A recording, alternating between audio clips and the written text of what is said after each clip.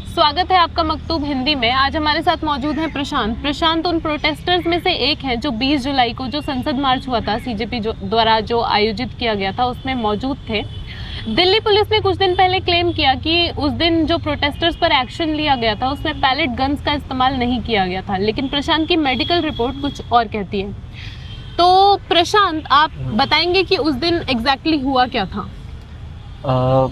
उस दिन एग्जैक्टली मतलब मैं थोड़ा फ्रंट रो में था और जहाँ पे शेखर जो है अपनी स्पीच दे के चले जाते हैं, उसके बाद जो है पुलिस ब्रूटैलिटी से सबके ऊपर लाठी चार्ज कर देती है और इवन लाठी चार्ज करते हुए लोगों को पुश करती है ये सीपी के इनर एरिया में। और जिस इनर एरिया में आने के बाद मतलब पहले से ही वो टीयर गैसेस फेंक रही थी। उसके बाद वो बॉम्ब शेल और शॉटगन्स का भी इस्तेमाल करने लग गई, जिसके अंदर एक और वहाँ साथी थे, वो भी क्या कहते हैं इंजर्ड हुए थे। एंड इवन मुझे भी क्या कहते हैं उसी टाइम पीरियड पे लगी जब क्या कहते हैं ये लोग आंसू गैस और ये सारे फेंक रहे थे। And then when I hit that पूरा आर्म्स के और मुझे लगता है तो उसके बाद मुझे एक शॉक लगता है, इससे मैं पीछे हो जाता हूँ और फिर उससे खून आने स्टार्ट हो जाता है। At that moment I don't know about it कि मतलब ये मुझे क्या हुआ है। और उसके थोड़ी देर बाद मुझे पता लगता है कि ये क्या कहते हैं पैलेट गन है और जिसके थ्रू मुझे क्या कहते हैं निशान लगा के मारा गया है। और फिर हाँ उसके बाद मैं हॉस्पिटल की तरफ बढ़ता हूँ एक लेते। तो जब आपको पैलेट्स लगी उस गन से, तो सबसे पहले आपको क्या महसूस हुआ? कौन आपके साथ था जो आपको सबसे पहले मेडिकल केयर में लेके गया? कहाँ लेकर जाया गया आपको? इवेंटली मतलब मैं अपने दोस्त आकाश के साथ गया हुआ था और भी मेरे कुछ और फ्रेंड्स थे, प्रांजल था और दूसरे और दोस्त थे।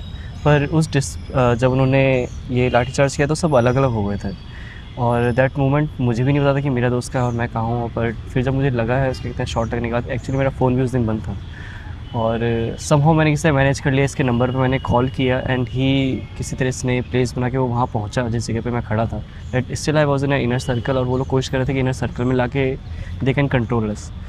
और उसके बाद हम किस तरह वहाँ से रन आउट करने की कोशिश करते हैं, भागने की कोशिश करते हैं ताकि कहते किसी तरह हॉस्पिटल की तरफ पहुँचा जा सके, क्योंकि तीनों तरफ जैसे पुलिस ने अपना लगा रखा था कि वो कहीं निकल नहीं सकते हैं। देन उसके बाद जो है हम लेडी हार्डिंग पहुँचे किसी तरह।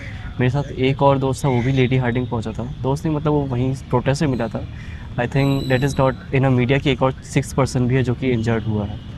सो उसके बाद मैं अपने दोस्त के साथ आकाश साथी वहाँ पहुँचा और वहाँ पर जाके मेडिकल क्या कहते हैं हमने लिया। दैट फिर भी मतलब काफ़ी सपोर्टिव तो वो नहीं थे, पर क्या कहते हैं कोशिश कर रहे थे मुझे ट्रीट करने की। They pick it out some of the pallets and मतलब कुछ तो निकाल दिए, कुछ अभी भी अंदर ही हैं।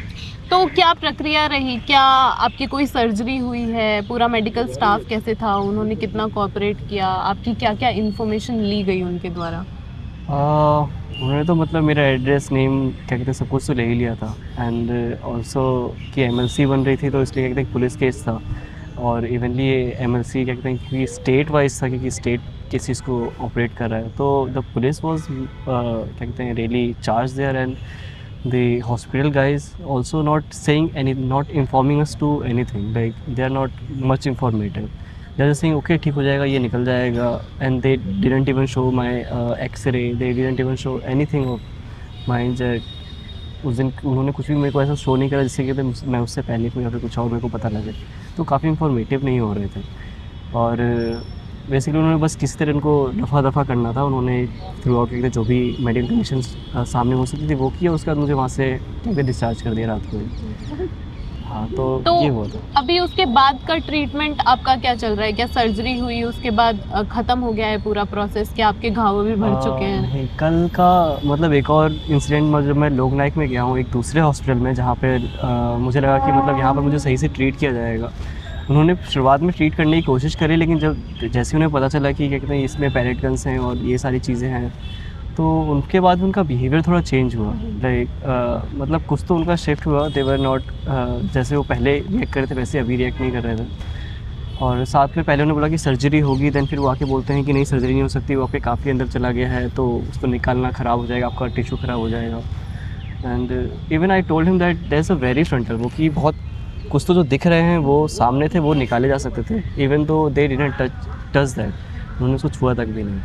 और फिर उन्होंने सर्जरी का वो कैंसिल कर दिया और बोला कि मतलब आपको डिस्चार्ज कर देंगे और उन्होंने डिस्चार्ज दे दिया। सो मुझे लगा कि मतलब जो हॉस्पिटल से वो काफ़ी ज़्यादा सपोर्टिव है इस मामले में।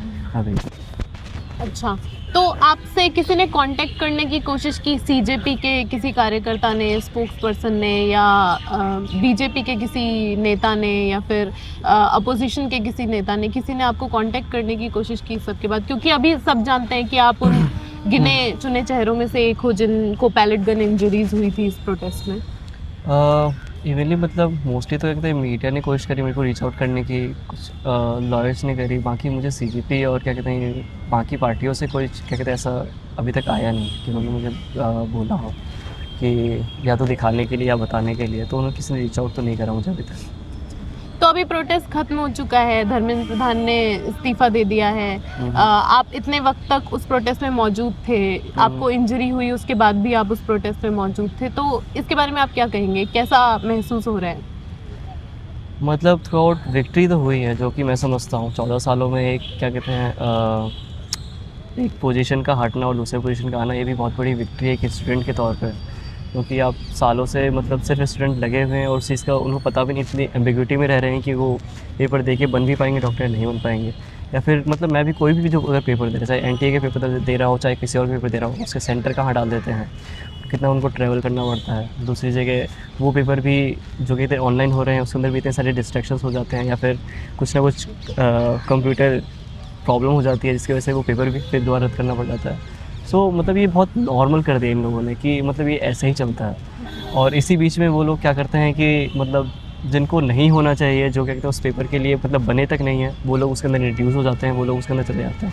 सो ये फेयर तरीका तो बिल्कुल भी नहीं है। तो मुझे लगता है ये बहुत बड़ी जीत है स्टूडेंट्स की इस चीज़ की, ताकि हमारा ध्यान जाए, क्योंकि जो नया जो फ्यूचर आने वाला है उसके ऊपर ताकि हम कंसर्न रहे कि वो ऐसा ना हो कि मतलब जो हम ना हमें सही से ट्रीट कर पाए, ना हमें सही से पढ़ा पाए। सो मतलब क्योंकि आज की जनरेशन हम हैं, वही जाके कल जो है आपके हॉस्पिटल्स में होंगे, आपके क्या कहते हैं कॉलेजेस में होंगे और आपके स्कूल्स में होंगे। Then this would think about it कि मतलब आपको शुरुआत से इस एजुकेशन सिस्टम के ऊपर सोचने की बहुत ज़रूरत है। And also that's a victory, इसके बाद भी और भी लड़ाई है, क्योंकि बहुत सारी जगह करप्शन तो मतलब इस देश के नसों तक में घुस चुका है। तो इट शुड बी क्या कहते हैं इसको निकलना चाहिए बाहर, और अच्छे लोगों का वहाँ पे आना बहुत ज़रूरी है। जी, शुक्रिया प्रशांत, मकतूब हिंदी से बात करने के लिए। शुक्रिया।